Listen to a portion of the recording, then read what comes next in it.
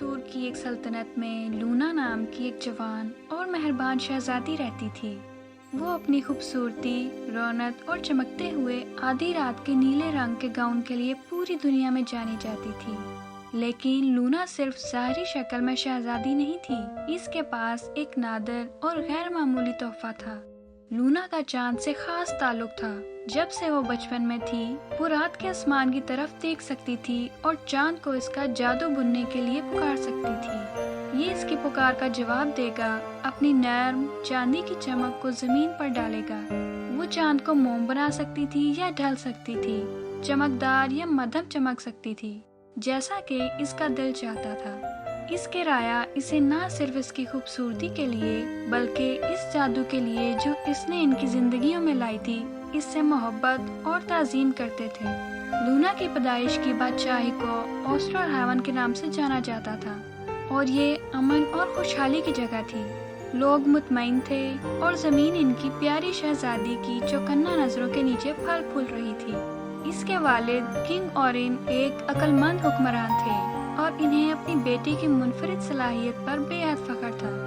تاہم ایک منحوس دن آسٹرل ہیون پر سیاہ بادل جمع ہونا شروع ہو گئے۔ مولینا نامی ایک شیطانی جادوگرنی جو لونا کی طاقت سے جلتی تھی، نے شہزادی کے تحفے کی کہانیاں سنی تھی۔ اس طاقت کو اپنے لیے استعمال کرنے کے لیے پرعزم مولینا نے ایک شریر منصوبہ بنایا۔ اس نے رات کے آسمان کو دھندلا کرنے اور چاند کے ساتھ لونا کے تعلق کو روکنے کے لیے سیاہ منتروں کا استعمال کیا۔ جیسے جیسے چاند کی روشنی کم ہوئی، اسی طرح بادشاہی کی خوشیاں بھی ختم ہوئیں۔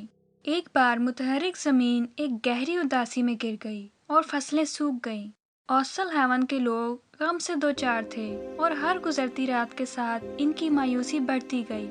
لونا اپنی طاقت ختم ہوتی محسوس کر سکتی تھی اور اس کا دل اس کی بادشاہی کے لیے دکھ رہا تھا۔ خفیہ طور پر لونا نے سیرافینا نامی ایک پرانے اور عقل مند ماہر فلکیات سے مشورہ لیا۔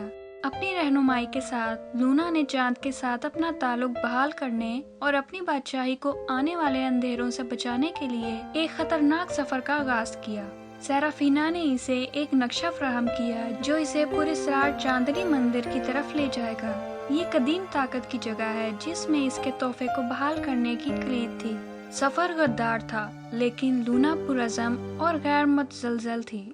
اس نے گھنے جنگلوں کا مقابلہ کیا، ہنگامہ خیز ندیوں کو عبور کیا اور غدار پہاڑوں پر چڑھی۔ راستے میں اس نے افسانوی مخلوقات کا سامنا کیا، نئے دوست بنائے اور ہمت اور استقامت کے بارے میں قیمتی سبق سیکھے۔ بہت مشکلوں کے بعد لونا مون لائٹ ٹیمپل پہنچی۔